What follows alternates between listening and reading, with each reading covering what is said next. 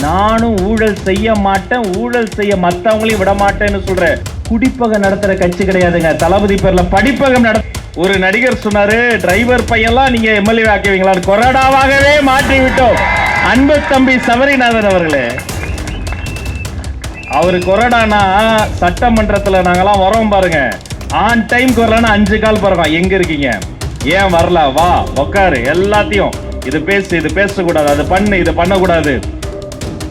அர்ஜுனனுக்கு கிருஷ்ண பரமாத்மா சாரதியாக கிடைத்ததை போல ஒரு பாக்கியம் கிடைக்குமா? ஒரு பகவான் இல்லையா? அதே போல எங்கள் சட்டமன்றத்திற்கே ஒரு சாரதியாக தம்பி சபரி இருக்காப்புல. அவருடைய தொகுதி இது, அவருடைய மண் இது. மிக சிறப்பான ஒரு ஏற்பாடு. அவருக்கு பலம் சேர்க்கிற வகையில அனைத்து வேன் உரிமையாளர்களினுடைய சங்கமாக இருக்கட்டும், தொழிற்சங்கமாக இருக்கட்டும், பல்வேறு வகையான சங்கங்களிலும் கட்டி ஆண்ட இருக்கக்கூடிய ஒரு மூத்த ஒரு தோழர் அன்பு அண்ணன் கமலக்கண்ணன் அவர்களுக்கும் அவர் சார்ந்த ஒருங்கிணைப்பாளர்கள், இந்த பூமிக்கு ஒரு புவியீர்ப்பு விசை இருக்கு, என்ன போட்டாலும் திரும்ப ஓடி வந்து இங்க ஒட்டிக்கும். எங்க தலைவருக்கு ஒரு புவியீர்ப்பு விசை இருக்கு. எல்லா கட்சியில இருந்தும் அவர்கிட்ட ஓடி வந்து நல்ல தலைமைனா அது இவர் தான் வந்துருவாங்க.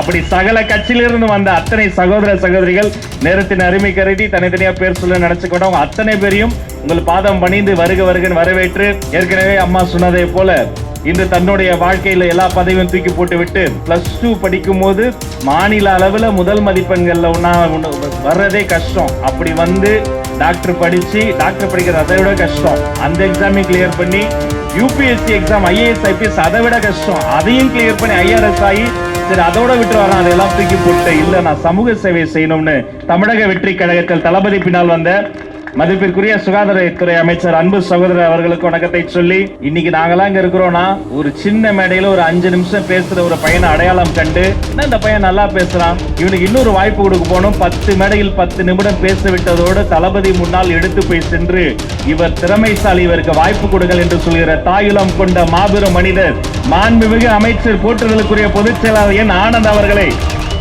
இன்னும் சில மணி நேரத்துல அவருடைய பிறந்த தினம். 100 ஆண்டு காலம் வாழணும்னா, நீ நோய் நொடி இல்லாம வாழணும்னா, தளபதியினுடைய மனசுல இருக்கிற மாதிரி அவர் நினைப்பதையே நடத்தி முடிக்கக்கூடிய சாகசக்காரரு. இதே மாதிரி சிரிச்சுக்கிட்டு இருக்கணும். ஆனா என்ன ஒண்ணு, இன்னும் கொஞ்ச நேரத்துல ஆரம்பிக்கும். அடுத்த 36 மணி நேரத்துக்கு ஒரு 30 கேக் வெட்டிக்கிட்டே இருப்பார். அவ்வளவு அன்பு, பாசம், நேசம்.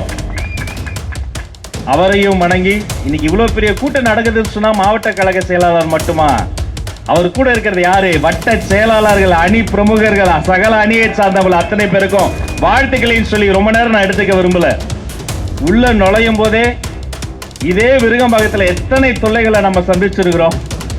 ஓட்டு கேட்டு போகணும்னு ஆசைப்படுவான் என் தம்பி, விட மாட்டாங்க, அவ்வளவு தொல்லை தருவாங்க. ஒரு கொடியை தூக்கிட்டு நம்மளால போக முடிஞ்சதா? நாம பட்டப்பாடு நான் அறிவேன். ஏன்னா என்னுடைய வீடு இதே விருகம்பாக்கம் கொட்டை இருக்குது, நாகப்பட்ட பணிகளுக்கு தான் தெரியும். ஆனா இன்னைக்கு பாக்குறேன், அப்படி உள்ள நுழையும் போது இரட்டை போர் யானையோடு பட்டோலை வீசி பறந்து கொண்டிருக்கிறது வெற்றி கொடி. அது தமிழக வெற்றி கழகத்தின் கொடி. அதை சொல்றதா? உள்ள நுழையும் போது நான் இங்கே இருந்தாலும் எந்த இடம் எனக்கு தெரியாது, எல்லாமே சின்ன சின்ன இடமா இருக்கும். எங்க அவங்க இடம் பிடிச்சிருக்காங்க, உள்ள நுழைஞ்ச உடனே அப்படி அந்த முதல் படத்தில் இருந்து 1992 இருந்து அப்படியே அலங்கார வளைவு முழுக்க உழைப்பு உழைப்பு உழைப்பு, ஒவ்வொரு படத்திலும் உழைத்து முன்னேறிய ஒரு மாமனிதனுக்கு வைத்திருக்கிற இந்த அலங்கார வளைவை சொல்வதா? அலைகடல் என திரண்டு வந்திருக்கிற இந்த கூட்டத்தை சொல்வதா? நாம இந்த தோழர்கள் வருவது மட்டுமல்ல, ஒரு வேலை நாள்ல ₹1 கொடுக்காம இத்தனை சிங்க பெண்கள் கூடி வந்திருக்கிறீர்களே, தாய்மார்கள், தங்கங்கள், உங்களை சொல்வதா? மேல எத்தனை நலத்திட்ட உதவிங்க, எத்தனை மோதிரம் போட்டீங்க? பிறந்த குழந்தைக்கு தங்க மோதிரம், படிக்கும் குழந்தைக்கு விஜய் படிப்பகம், படிப்பில் ஜெயித்தால் தளபதி கல்வி விருதுகள், வாழ்வில் ஜெயிக்க விஜய் குருதியகம், வயிற்றை நிறைக்க விஜய் விலையில்லா விருந்தகம். குடிப்பகம் நடத்துற கட்சி கிடையாதுங்க. தளபதி பேர்ல படிப்பகம் நடத்தக்கூடிய கட்சியாக தமிழக வெற்றி கழகம் இருக்கிறது. அந்த வரிசையில இங்கேயும் மோதிரம் போட்டிருக்கீங்க. நான்லாம் கொஞ்சம் சீக்கிரமா பிறந்துட்டேன், கொஞ்சம் லேட்டா போட்டிருந்தா பொதுச் செயலாளர் எனக்கும் தங்க மோதிரம் போட்டிருப்பாரு. என் சிஸ்டர்ஸ்கள் சொல்லியிருக்கேன், ராசியான கையால மோதிரம் வாங்கியிருக்கீங்கம்மா, நல்லா இருக்குமா அந்த குழந்தை, நல்லா இருக்கும். ஏன்னா மொத்த வாழ்க்கையும் பொது தொண்டுக்காக அர்ப்பணித்து விட்டோம். நான் பல முறை கேட்டிருக்கிறேன், அண்ணனை பார்க்கும்போது ஓயாம ஓடுவாரு, உழைப்பாரு, வேர்வை சிந்தி உழைக்கிறத பார்த்துருக்கிறோம். கோயம்புத்தூர்லாம் அந்த பாகம ஒரு மாநாடப்ப அப்படி எகிரி குதிக்கும் போது ஒரு இரும்பு கம்பி குத்தி ரத்தம் கொட்டுது. அவர் ஒயிட் அண்ட் ஒயிட்ல வேற இருப்பாரு. அந்த வெள்ளை பேண்ட்ல அப்படியே ரத்தம் கொட்டுது. வாங்கின ஹாஸ்பிட்டல் போலான்றோம். தளபதி எப்ப வேணா விமான நிலையம் வந்துருவாரு, அங்க வர கூட்டம் அதிகமாயிருச்சுன்றாங்க. அடுத்து 11 மணி நேரம் வெறும் கர்ச்சிப்பை கட்டி கொண்டு ஓடி ஓடி உழைத்து தளபதியை நல்லபடியாக சென்னைக்கு அனுப்பிவிட்டுதான் மருத்துவமனைக்கு வந்தார் அந்த மனிதர். பொது தொண்டு நீங்க பார்த்திருப்பீங்க. பனையூர்ல எத்தனை வாட்டி கடுமையான கூட்டம் வந்துடும். 500 பேரும் வாங்க, அங்க போய் பார்த்தா 15,000 பேர் வந்துருவாங்க. அப்பெல்லாம் பல முறை எதிர்கட்சியா இருக்கும்போது நாங்கெல்லாம் போன் பண்ணி கெஞ்சோம், சார் கொஞ்சம் வந்து உதவி பண்ணுங்க சார், கொஞ்சம் ஹெல்ப் பண்ணுங்க சார். இதோ உடனே வருவாங்க அப்படின்னு எதிர்பார்ப்போம், வரமாட்டாங்க. அதுக்கு மேல இருக்கிறவங்க கொடுத்த அழுத்தம். ஆனா அதே பனையூர்ல எத்தனை பேர் வந்தாலும் எல்லாரையும் இலை விரிச்சு வாழை இலை விரிச்சு அவங்கள சாப்பிட வச்சு எல்லாரும் சாப்பிட்டு முடித்த பிறகு அந்த பேப்பர்லாம் ரோல் பண்ணி எடுத்து எல்லாரையும் வீட்டுக்கு அனுப்பி விட்ட பிறகுதான் தன்னுடைய உணவில் கை வைக்கக்கூடிய மனிதர் எங்களுடைய பொதுச் செயலாளர். இதை பார்த்து நாங்க கத்துக்கிறோம். அவர் அப்படி பண்ணும்போது நாங்க என்ன பண்ணுவோம், சாப்பிடுங்க இறங்கிடுவாரு. எல்லா மாவட்டத்தில் அப்புன்னு எல்லாரும் பூக்கடை குமார் எல்லாரும் வந்துருவாங்க. எல்லாரும் அவர் வேலை செய்யும் போது நாங்க சும்மா இருக்க முடியுமா? ஈஸியாக சார் வந்து ஒரு பாட்டில் வைப்பாரு, வாட்டர் பாட்டில் வைப்போம், ஸ்வீட் வைப்போம், நாங்க சாம்பார் ஊற்றுவோம். எல்லாரும் வந்த மற்றவங்கலாம் சாப்பிட்ட பிறகுதான் நாங்க சாப்பிடுவோம். ஏங்க 2 வாரம் முன்னாடி பனையூர்ல மாற்றுக் கட்சியில இருந்து சேர ஒரு தலைவர் வந்திருந்தாரு.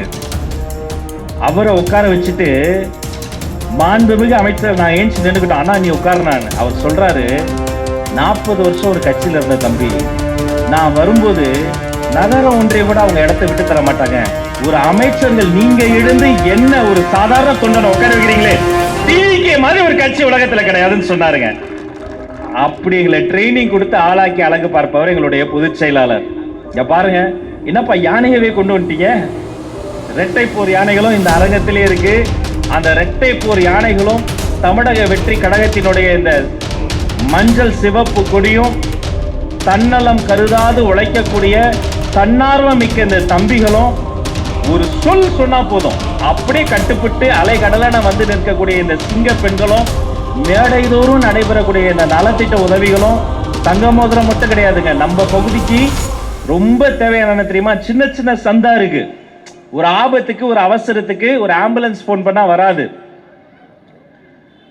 என்னுடைய அப்பா அவருக்கு ஒரு நாள் மாரடைப்பு விடிஞ்சா சேலத்துல தமிழக வெற்றி கழகத்துக்கு முதல் மாநாட்டுக்கான பயிற்சி பட்டறைக்கு நான் போனோம். தவிச்சு போயிட்டேன்.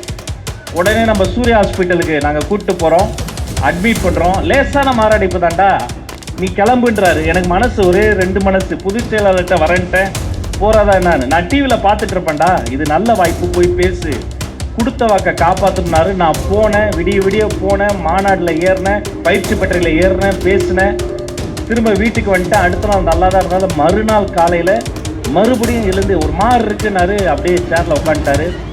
10 போன் அடிச்ச ஆம்புலன்ஸுக்கு, ரூட்டு சொல்ல முடியல, சந்து சின்ன சின்ன சந்து. அப்புறம் பெரும் பாடுபட்டு மருத்துவமனை கொண்டு போனோம். அப்பா இன்னைக்கு என்னோட இல்லை. ஆனா அப்படி ஒரு விஷயம் நடந்துடக்கூடாதுன்னு நினைச்சுக்கிட்டே இருந்தேன்.